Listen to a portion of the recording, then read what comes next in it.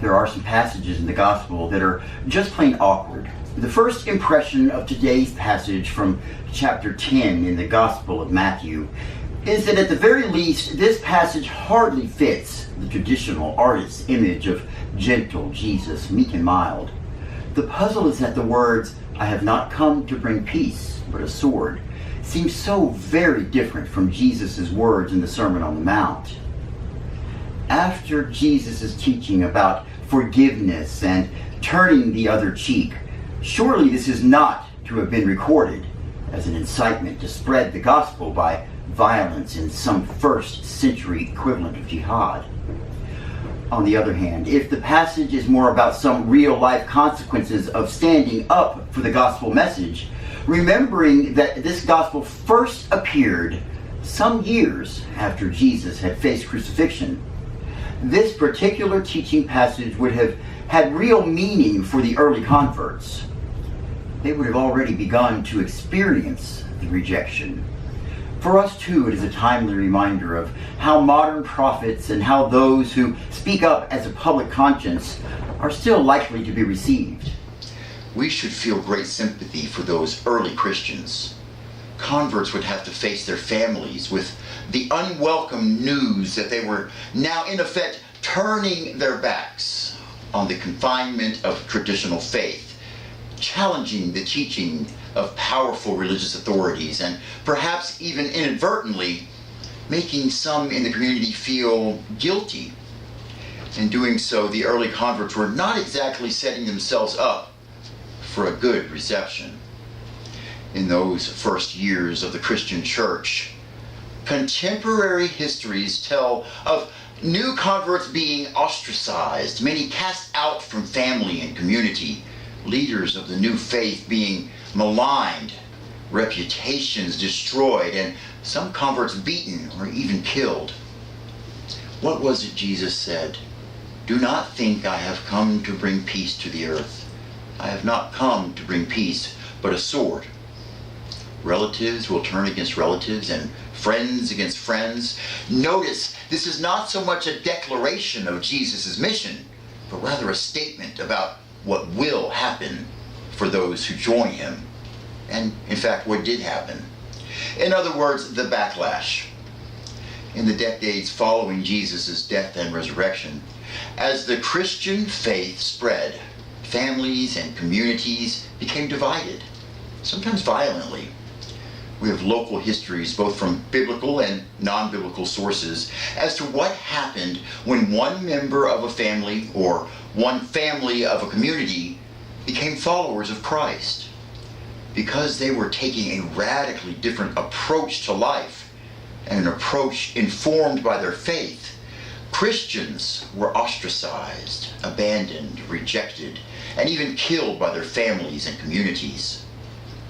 All too often, those outraged were family members and former friends, people who had made the decision that the norms of the culture were so important to protect that even close family members would be rejected if they dare question traditional views with what the Christians thought were essential gospel teachings. Even that it is not a phenomenon confined to ancient history, from time to time there is a need for some self-reflection. How do we ourselves react when someone close to us advocates tolerance or forgiveness for someone our cultural traditions would normally reject? Could it be that we ourselves join in the rejection of our modern day prophets? Even that in other places and at other times, Jesus taught the principles of forgiveness and peacemaking. We may well be initially surprised to find him saying, "Do not think I have come to bring peace to the earth. I have not come to bring peace, but a sword." In this instance, we might also note that the word being translated as peace here means creating order or harmony or acceptance in worldly ways.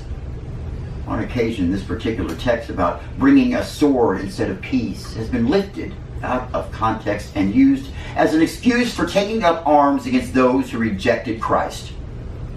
Although much is made of the early Christians who were martyrs to the faith, it is sometimes, and perhaps conveniently, forgotten that when Christianity was later adopted as the preferred faith of the Roman Empire with the emperor's support, some church officials interpreted this as compulsory conversion, and those reluctant to convert themselves became martyrs.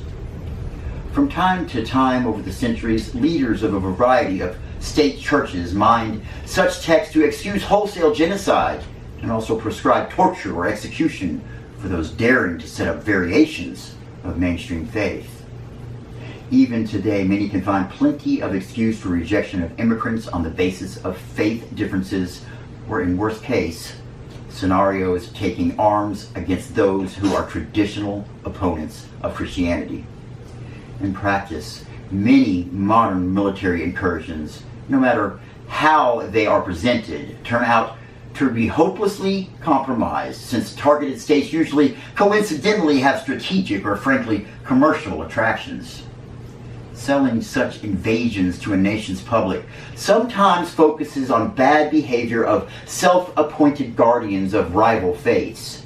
For example, instances of suicide bombers and those who choose to use Sharia law selectively, for example, honor killings, make it extraordinarily easy for us to demonize our Muslim opponents. Yet all too often in practice, those who have oil or gas or other natural resources turn out to be disproportionately targeted. The association between previous foreign incursions and the subsequent suicide bombing is rarely remembered, and the notion that somehow the practice of our religion is better than that of our rivals overlooks inconvenient texts which we prefer to overlook, such as those when Jesus specifically asks us to treat enemies as neighbors, and when he directs his followers not to store up treasures on earth. This doesn't somehow match the unequal oil and mineral grab visited on defeated opponents. I would like to suggest that being true to the teachings of Christ does not include lifting texts out of context. With a little thought, we can begin to see why the same Christ who said, "Blessed are the peacemakers," is the same Christ who says, "I have not come to bring peace, but a sword." Telling the unvarnished truth is not a recipe for a quiet life. Imagine for a moment the reaction if we were holding our politicians to account and insisting that those attacks on ISIS in Iraq and Syria only be carried out on our behalf, if those doing the bombing took full responsibility for the civilian casualties and were prepared to take full care of the refugees and fund the rebuild of the destroyed cities and towns. If we think for a moment about divisive issues of recent times, we can see why the message of Jesus will not always bring peace. The role of peacemakers may be good for society as a whole, but when the message is taken to those engaged in activities which encourage violence, they are unlikely to react well to anyone attempting to change their behavior. Think for a moment about the policeman who steps into a domestic violence situation to protect the victim. All too often in practice, it is common for both the aggressor and the victim to turn on the policeman. Peacekeeping forces in a mediating role in a civil war situation are often themselves subject to aggression. And I would have to say, from my own observation, that the same applies even as far as those attempting peacemaking in local church and family situations.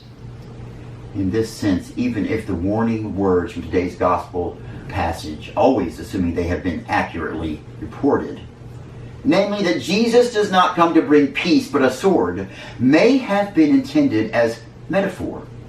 But since we know Jesus' teaching engaged the self-appointed guardians of culture and religion in his own time, those of us less confident that we are following through his directives have no right to expect more peace that Jesus was offered when we show what his message might mean when interpreted for our own communities. In this country, we saw evidence that this antagonism is close to the surface, and when a relatively small number of pacifists tried to challenge this nation's involvement in both the First and Second World Wars, they faced severe backlash at the hands of an angry administration. In no way does this mean that we should shut our eyes to some future Hitler, but nor should we behave with self-interest if there is a moral issue at stake. For example, the Holocaust, with its wholesale murder of the Jews by the Nazis, was indeed an outrage, and the 6 million victims justified a military response.